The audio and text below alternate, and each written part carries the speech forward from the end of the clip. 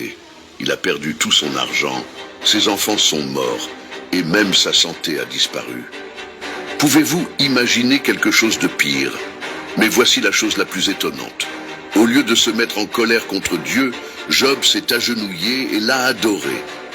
Cela semble fou à nos yeux, n'est-ce pas? Mais cette histoire n'est pas seulement un conte ancien. Elle renferme un secret très puissant. Quelque chose qui pourrait changer complètement notre façon de gérer les problèmes de la vie. Voulez-vous le découvrir? Alors restez avec moi, car nous allons dévoiler ensemble le secret de Job. Un secret que tout le monde, croyant ou non, devrait connaître. À la fin de cette vidéo, je vous promets que vous verrez les défis de votre vie d'une manière complètement différente. Êtes-vous prêts pour ce voyage? Avant de continuer, veuillez vérifier que vous êtes déjà abonné à la chaîne. Être abonné à la chaîne vous permettra de ne manquer aucune vidéo, et c'est très important pour que vous continuiez à écouter la parole de Dieu. Gloire à Dieu pour cela. Maintenant, nous continuons. Avant d'aborder la partie la plus passionnante de l'histoire, apprenons à mieux connaître Job. La Bible nous dit qu'il s'agissait d'une personne très spéciale. Au début du livre de Job, nous lisons « Un homme nommé Job vivait dans le pays d'Uz. C'était un homme intègre et juste, qui craignait Dieu et s'éloignait du mal. » Job 1:1. Cela signifie que Job était une personne vraiment bonne, quelqu'un que tout le monde admirait. Mais Job n'était pas seulement une bonne personne, il était aussi très riche. La Bible dit qu'il possédait 7000 brebis, 3000 chameaux, 500 bœufs, 500 ânes et de nombreux serviteurs. Job 1:3. Pour vous donner une idée, cela équivaudrait à être millionnaire de nos jours. Job était sans doute l'un des hommes les plus riches de son temps. Et la famille de Job, elle était spéciale. Il avait 7 fils et 3 filles, et ils s'entendaient tous à merveille. Ils aimaient faire la fête ensemble, et Job était un père très attentif. Après chaque fête, il priait pour ses enfants afin de s'assurer qu'ils n'avaient pas fait quelque chose de mal par inadvertance. Job 1:5. Cela montre à quel point il se souciait non seulement du bien-être, mais aussi de l'aspect spirituel de sa famille. En bref, la vie de Job semblait parfaite. Il avait de l'argent, une famille heureuse, le respect de tous et, surtout, il était un ami de Dieu. Rien ne semblait pouvoir aller de travers, n'est-ce pas? Mais l'histoire est sur le point de prendre une tournure surprenante. Un jour, les enfants de Dieu se sont présentés devant le Seigneur et parmi eux se trouvait Satan. Cette réunion céleste était un moment solennel où les serviteurs de Dieu se réunissaient pour rendre des comptes et être guidés. Mais cette fois-ci, la présence de Satan apportait une atmosphère de défi. Dieu, sachant ce que Satan avait en tête, lui demanda directement « D'où viens-tu » Satan répondit avec désinvolture « D'avoir erré sur la terre et de l'avoir foulé ». C'était une déclaration de sa recherche constante d'occasion de causer la destruction et d'éprouver la foi des gens. Le Seigneur dit à Satan « As-tu vu mon serviteur Job ? Il n'y a personne comme lui sur la terre, un homme intègre et droit, qui craint Dieu et s'éloigne du mal. » Dieu connaissait la pureté de Job et le présentait comme un exemple de dévouement et de droiture. Mais Satan, d'un air narquois, met en doute la sincérité de la foi de Job. Job craint-il Dieu sans raison? Ne l'as-tu pas protégé, lui et sa famille, et tout ce qu'il possède? Tu as béni le travail de ses mains, et ses biens se sont multipliés sur la terre. Satan laissait entendre que l'intégrité de Job était superficielle, soutenue uniquement par les bénédictions matérielles qu'il avait reçues. Satan poursuit « Étends ta main et touche à tout ce qu'il possède, et vois s'il ne te maudira pas en face. » Il était sûr qu'en perdant ses biens, Job se retournerait contre Dieu et perdrait la foi. Le Seigneur, confiant dans la fidélité de Job, dit à Satan « Tout ce qu'il a est en ton pouvoir, mais ne touche pas à sa santé. » Dieu permet à Satan de mettre Job à l'épreuve, mais à une condition claire, il ne doit pas toucher à sa santé. Sur ce, Satan s'éloigne de la présence du Seigneur, bien décidé à prouver son point de vue. Ce dialogue céleste n'était pas un simple échange de mots, mais une bataille spirituelle pour l'âme de Job. Dieu connaissait l'intégrité de Job et a permis cette épreuve comme une démonstration de sa foi inébranlable. Satan, quant à lui, y a vu une occasion de démoraliser l'un des serviteurs les plus dévoués de Dieu. Dans les moments qui suivent, Job doit faire face à des pertes inimaginables. Ses troupeaux, ses serviteurs et même ses enfants bien-aimés lui seront enlevés. Cependant, le véritable test ne concernait pas seulement les biens de Job, mais sa capacité à conserver sa foi et son intégrité face à l'adversité la plus extrême. Un jour comme les autres, la vie de Job a été transformée par une série de nouvelles dévastatrices. Imaginez Job assis chez lui, peut-être en train de réfléchir à ses responsabilités et à sa foi en Dieu, quand soudain un messager arrive en courant, le visage blême de peur. Job, pendant que les bœufs labouraient et que les ânes paissaient, les Sabéens sont apparus, ont tout attaqué et ont emmené les animaux. Ils ont tué tous les serviteurs, et moi seul, j'ai réussi à m'échapper pour te raconter. Avant que Job ne puisse comprendre ce qui se passe, un autre messager arrive, désespéré. Le feu est tombé du ciel, Job. Il a brûlé tous les moutons et les serviteurs. Je suis le seul à avoir survécu pour te le raconter. Comme si cela ne suffisait pas, un troisième messager arrive, haletant et les yeux écarquillés. Job, les Chaldéens se sont divisés en 3 groupes et ont attaqué les chameaux. Ils les ont tous pris et ont tué les serviteurs à l'épée. Je suis le seul à avoir réussi à m'échapper pour te le raconter. Job a du mal à croire à tant de mauvaises nouvelles, les unes après les autres. Mais le pire est encore à venir. Un 4e messager arrive, le visage marqué par le chagrin. Vos fils et vos filles étaient en train de festoyer dans la maison du frère aîné, lorsqu'un vent très fort est venu du désert, a frappé les 4 murs de la maison et s'est effondré sur eux. Ils sont tous morts. Et je suis le seul à avoir pu m'échapper pour vous le raconter. Cette terrible nouvelle est arrivée à Job comme un coup après l'autre. Il a tout perdu, ses richesses, ses serviteurs, et plus douloureux encore, ses enfants.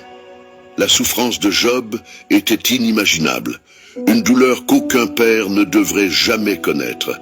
Mais face à une telle calamité, la réaction de Job est impressionnante. Il s'est levé, a déchiré ses vêtements en signe de deuil, s'est rasé la tête et s'est agenouillé par terre en signe d'adoration.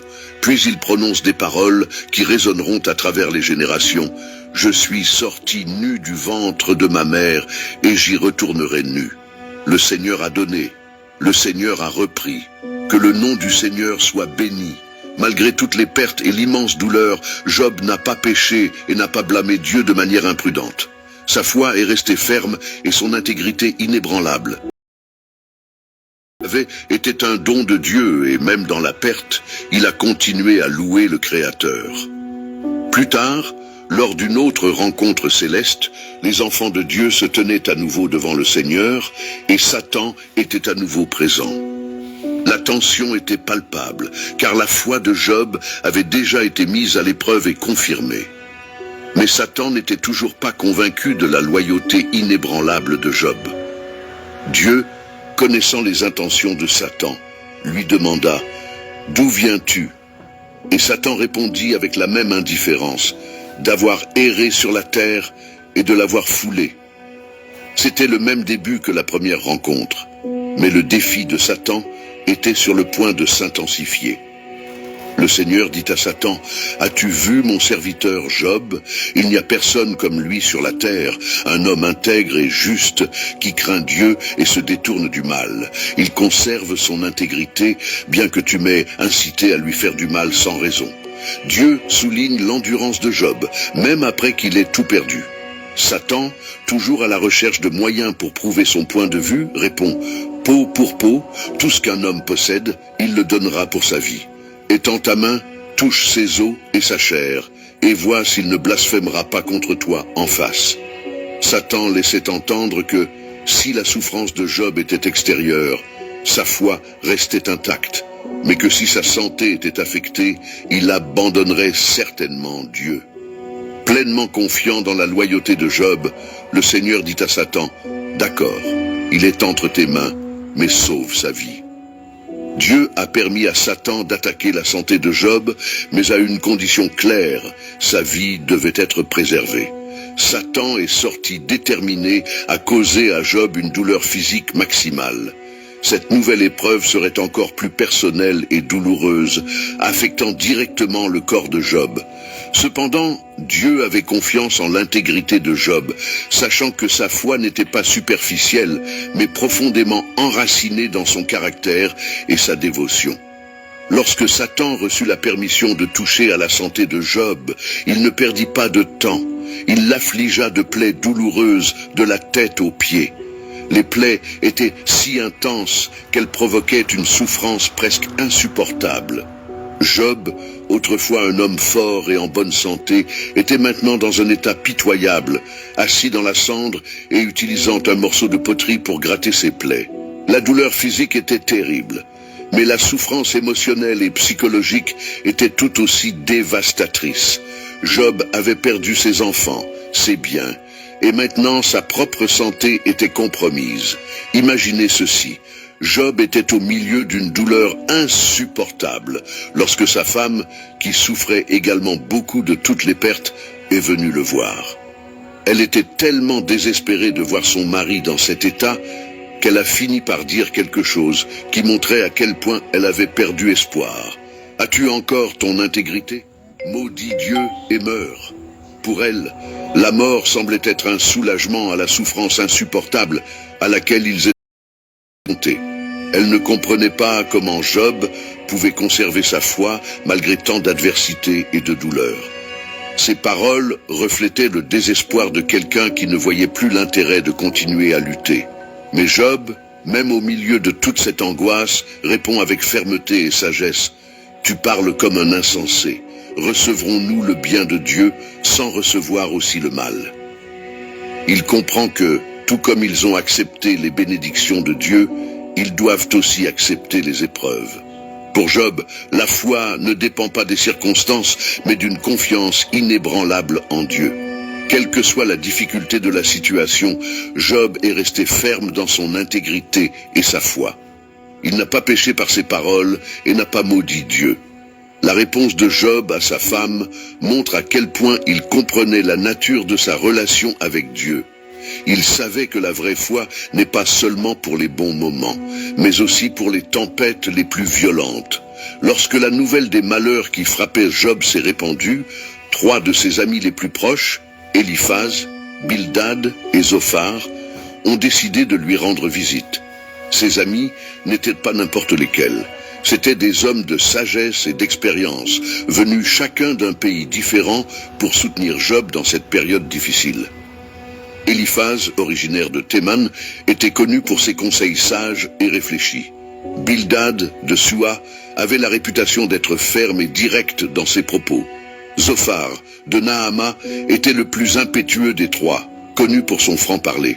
Ces hommes n'étaient pas des amis ordinaires, mais des personnes qui se souciaient réellement de Job et qui étaient prêtes à faire de grands efforts pour lui apporter leur soutien. Lorsqu'ils s'approchèrent de la maison de Job, ce qu'ils virent leur brisa le cœur. Job était couvert de plaies, assis dans la cendre et presque méconnaissable. Ils ont été profondément choqués de voir à quel point leur ami souffrait. Ils déchirèrent leurs robes en signe de deuil, prirent chacun une poignée de poussière et la jetèrent sur leur tête, montrant ainsi leur tristesse et leur sympathie à l'égard de Job. Sans dire un mot, ils s'assirent par terre à côté de Job. Pendant 7 jours et 7 nuits, ils restèrent dans un silence complet. La souffrance de Job était si grande qu'aucun d'entre eux ne trouvait les mots pour exprimer ce qu'il ressentait ou pour le réconforter. Leur silence était une façon de respecter la douleur de Job et d'essayer de partager son fardeau. Même sans mots, ces 7 jours et 7 nuits de silence ont été un test de véritable amitié. Au lieu d'essayer de minimiser ou d'expliquer la souffrance de Job, Éliphaz, Bildad et Zophar ont compris que, parfois, une présence silencieuse est le plus grand réconfort que l'on puisse offrir. Ils étaient là pour lui, non pas pour apporter des réponses ou des solutions, mais simplement pour être là pour lui. Après 7 jours et 7 nuits de silence, Job n'en peut plus et pousse un cri de désespoir. Il maudit le jour de sa naissance, souhaitant qu'il ne soit jamais venu au monde, que disparaisse le jour de ma naissance et la nuit où l'on a dit « Un enfant est né ». Job poursuit en disant qu'il souhaiterait que cette nuit ait été enveloppée de ténèbres et qu'il n'y ait pas eu de joie en elle. Il regrette de ne pas être mort à la naissance, car il serait alors en paix, loin des épreuves qui tourmentent son âme et son corps. L'angoisse de Job était si intense qu'il était impossible de ne pas ressentir l'ampleur de sa souffrance. Les amis de Job, Éliphaz, Bildad et Zophar, ont estimé qu'ils devaient réagir. L'un après l'autre, ils ont essayé d'aider, chacun à leur manière, avec de longs discours, pour essayer de comprendre et d'expliquer la souffrance de Job en se basant sur leur croyance et leur sagesse.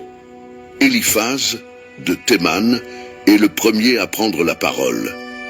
Il commence par rappeler à Job qu'il a déjà donné de sages conseils et aidé de nombreuses personnes dans le passé. Mais maintenant, dit Éliphaz, c'est au tour de Job d'être fort. Il suggère que la souffrance est une conséquence du péché et que Dieu discipline ceux qu'il aime. Il raconte une vision dans laquelle un esprit lui a dit qu'aucun être humain n'est pur devant Dieu. Éliphaz suggère à Job d'accepter cette discipline de Dieu comme une forme de correction aimante. Il l'a également encouragé à chercher Dieu en lui disant que si Job était vraiment juste, Dieu le rétablirait et le bénirait à nouveau. Job répond par une profonde plainte, disant que sa souffrance est plus lourde que le sable de la mer, un fardeau impossible à porter. Il exprime également sa déception à l'égard de ses amis. Bildad, plus direct et plus dur, suggère que les fils de Job sont morts pour leurs propres péchés, laissant entendre que la souffrance de Job pourrait être une conséquence indirecte de leurs échecs. Bildad encourage également Job à chercher Dieu sincèrement, affirmant que s'il est pur et juste, Dieu lui rendra certainement sa fortune et le bénira à nouveau. Bildad avait confiance en la justice de Dieu, croyant fermement que Dieu ne commettait pas d'erreur et que les pécheurs payaient toujours pour leurs fautes. Job réaffirme son innocence et exprime sa frustration face à ce qui semble être l'injustice de Dieu. Il se plaint de l'impossibilité de plaider sa cause auprès de Dieu, estimant que personne ne peut être juste devant le Tout-Puissant. Job se demande pourquoi Dieu permet à des innocents de souffrir et réfléchit à la nature de la justice divine.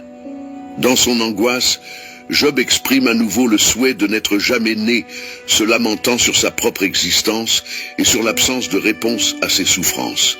Il implore Dieu de lui donner une explication, essayant de comprendre le but de tant de souffrances dans sa vie. Zophar, le plus impulsif des amis de Job, n'en peut plus et accuse Job de trop parler et d'être arrogant. Il lui dit qu'en réalité, Dieu est encore plus indulgent avec lui qu'il ne le mérite, insinuant que Job a des péchés cachés qui expliquent toutes ses souffrances. Zophar conseille à Job de se repentir et de se tourner vers Dieu avec sincérité et pureté, lui promettant que s'il le fait, son avenir sera radieux et rétabli. Pour Zophar, la sagesse et la puissance de Dieu sont si grandes que Job ne peut que se soumettre et demander pardon.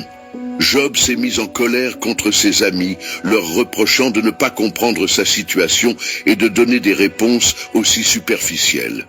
Il affirme que la sagesse de Dieu dépasse de loin l'entendement humain et que pourtant il arrive souvent que les méchants prospèrent alors que les justes souffrent. Job réaffirme sa confiance dans la sagesse et la justice de Dieu, mais exprime aussi sa frustration de ne pas pouvoir comprendre la raison de toutes ses souffrances. Il affirme son innocence et demande à pouvoir présenter son cas directement à Dieu. Éliphaz, un autre de ses amis, accuse Job d'impiété, disant que ses paroles sont vides et irrespectueuses. Il affirme que Job sape le respect et la dévotion envers Dieu par ses propos. Éliphaz répète que la souffrance est le résultat du péché et que Dieu punit les méchants. Il décrit les terribles conséquences auxquelles les pécheurs sont confrontés, laissant entendre que Job devrait réfléchir à ses actes et demander le pardon de Dieu. Job répond en déplorant que ses amis soient de piètre consolateur. Il dit que, s'il le pouvait, il présenterait son cas à Dieu et prouverait son innocence. Bildad, un autre ami, insiste sur le fait que les méchants souffrent et sont détruits, suggérant que Job se trouve dans la même situation. Il décrit avec force les terribles destins qui attendent ceux qui pratiquent le mal, suggérant à Job de reconsidérer sa position. Bildad poursuit en affirmant que Dieu est juste et que la souffrance de Job est la conséquence naturelle d'une transgression. Job se plaint que ses amis le traitent injustement et que leurs paroles sont pleines d'insensibilité. Il décrit l'étendue de sa souffrance et le sentiment d'abandon qu'il éprouve à l'égard de ses amis et de Dieu. Malgré cela, Job exprime son espoir en la rédemption divine, déclarant avec conviction: « Je sais que mon Rédempteur est vivant et qu'enfin, il se lèvera sur la terre. » C'est une démonstration claire de sa foi inébranlable dans la justice finale de Dieu. Zophar, pour sa part, parle à nouveau du sort des méchants, brossant un tableau sinistre de la destruction qui les attend et laisse entendre que Job est sur la même voie, suggérant que sa souffrance est le reflet de sa méchanceté. Zophar maintient sa position sévère, estimant que Job devrait accepter sa culpabilité et se repentir afin de rechercher la restauration. Job conteste cependant la vision simpliste de ses amis sur la prospérité des méchants, arguant que les méchants ne souffrent pas toujours sur terre. Il a noté que de nombreux méchants vivent longtemps et prospèrent, ce qui contredit les propos de ses amis. Job a souligné que la justice divine n'est pas toujours évidente dans cette vie, et que la souffrance humaine ne peut pas être expliquée de manière aussi simple. Éliphaz accuse Job de divers péchés, tels que l'oppression des pauvres et l'indifférence à l'égard des nécessiteux. Il insiste sur le fait que Job doit se réconcilier avec Dieu, affirmant que s'il le fait, il sera rétabli et béni.